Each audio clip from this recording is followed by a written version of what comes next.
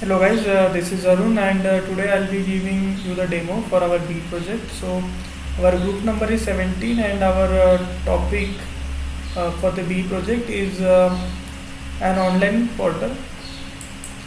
So our topic was to build a farmers portal to sell their produce at a better rate.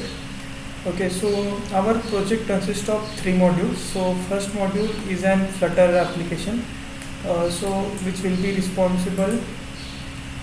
This will be responsible for working with farmers. So this is the code base for the module 1. So as you can see here, we have the zip folder, and inside the zip folder we have all our important uh, codes which will be responsible for the module 1. So inside this folder, here we have the entire logic which will be responsible to communicate with the module 3, which is our server. And inside modules we have implemented few exception handling, our own exception handling. And inside providers, so these are the classes which are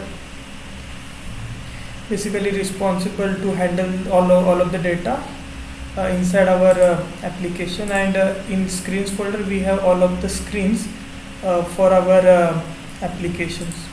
Okay, so moving forward towards the project. So as you can see, this is the compiled version of module 1. So we have implemented this module 1 in two languages. So we have implemented English as well as the Hindi language. So if I change the device language to Hindi, and now what will happen is as you can see, our device language has been changed to Hindi. So we have implemented all of the logic to change the language of the application. We have added our uh, own translation for each and every field which requires the uh, translation. Okay, so now this is our home page, and inside home page if we click on so these are the products which farmers have added to their application. So if I click on wheat, so as you can see here, the price per unit is 70, and it is here it is a description, and we can see how many wheat kgs of wheat available in the stock. So for now we have 40 kg of wheat available in our stock. Okay, so now moving forward towards the edit products. So if we go to this page, edit products, here we can see all of the products that farmers have previously added, and we can click here and we can edit the products. So as you can see, I can make any changes and I can just save this product, as well as farmer can delete the product. So we can delete any of the products. So if I want to, suppose I want to change the price. So suppose in stock right now we have 47 kgs of onion, so we can make it 50, right? So if I just erase this and I say 50, and I just have to save. So moving to again home page, and here we can see our in stock price, in stock available onions are 50, right? So moving towards the different page. So this is the page where we can see what products have been purchased by the buyer. So if I extend this, so here I can see that tomatoes have been purchased by a particular buyer, and here are the details. So moving towards our second module, which is our Angular application. So if I just move to localhost. Okay, so first of all I will show you the code base.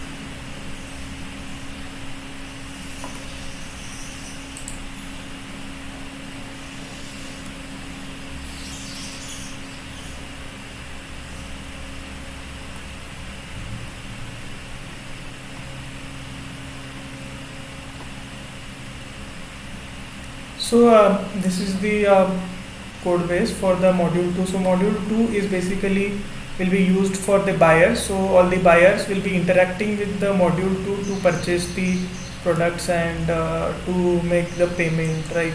So here as you can see we have this src directory, and inside src directory we have app directory, and inside app directory we have our all of the files which we have wrote. So suppose for example if we take the uh, login page, so if I go here, so all of the code which is responsible for the login page is here, HTML code. And if I go to login.css, and here we can see all of the CSS that we have applied for the login page. And if we go to login.ts file, here we can see all of the logic that we have used for the login page. And moving towards the heart of the application, if I go to the product services.ts, so this file is responsible for all of the logic of our application, the module 2 application. And here this all of the functions are responsible to communicate with the module 3, which is our backend. Okay, so moving towards the demo of module 2, here you can see this is our just a second, I'll just refresh the page.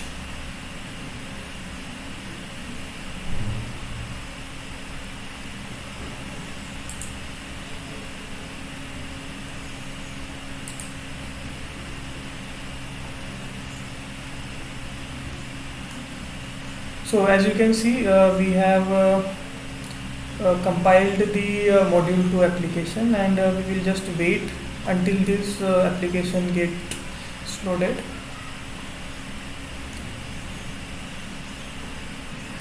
So as you can see, this is our home page, and in home page we have this beautiful UI. We will just wait for a second until it's getting loaded.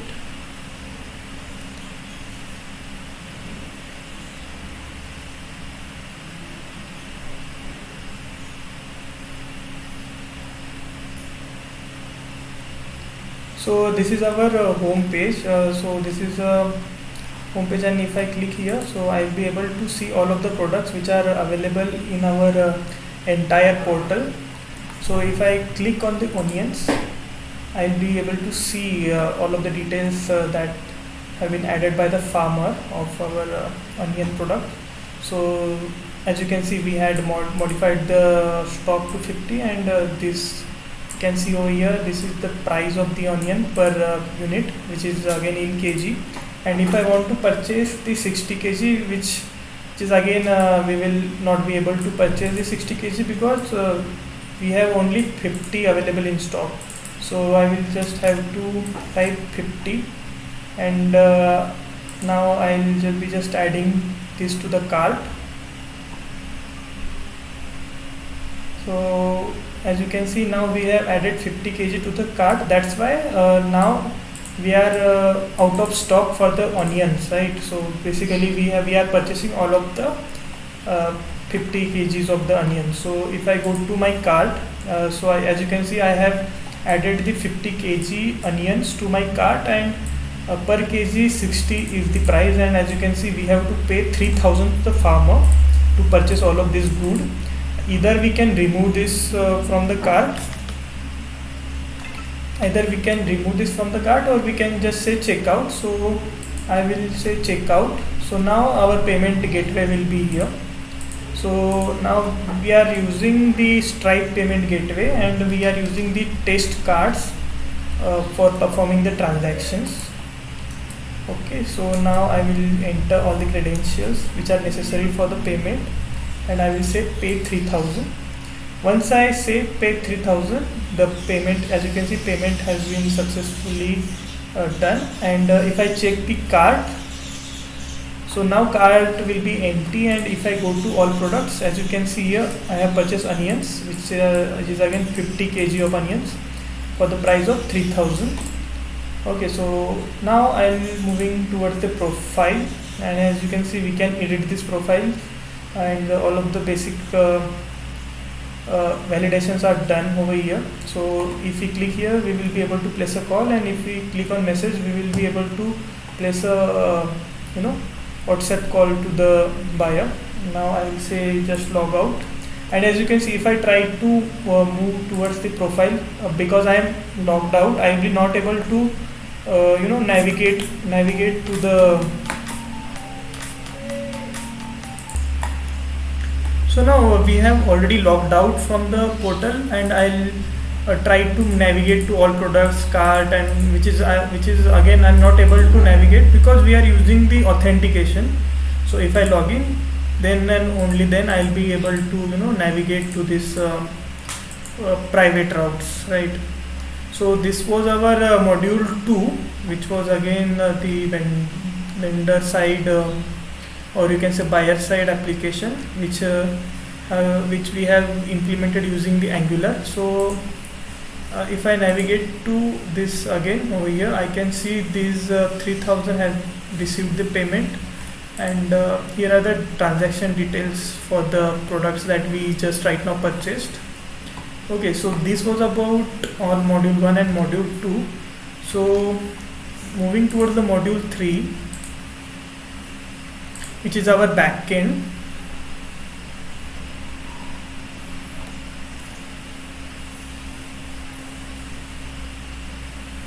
So as you can see over here in the Explorer, we have opened the backend of our application. So this project or this application is responsible for handling all of the requests and responses. All the business logic and all the transactions are performed from the backend. So as you can see, this app.js is our index file, which will be our main file where the execution of our backend starts. And if you can see over here, we can making a connection to the MongoDB database. We have used the MongoDB database as a database service because in e-commerce data can always increase very rapidly. So that's why we are going with the NoSQL. And here you can see all of the routes are present over here. So for example, this auth route is responsible for authentication, that is for login and sign up for both farmer and the buyers. And we are using the auth limiter. So suppose some spammer is spamming our APIs for 1 lakh 2 lakh times, so we will be able to counter that attack using the auth limiter. So if we move towards the buyer folder, here all the controllers, all the middlewares, all the models and all the routes which are responsible for the buyers are here. So for example, if I go to the cart file, so here you can see we are deleting the cart item. So this function, if I go to the controller of the delete cart,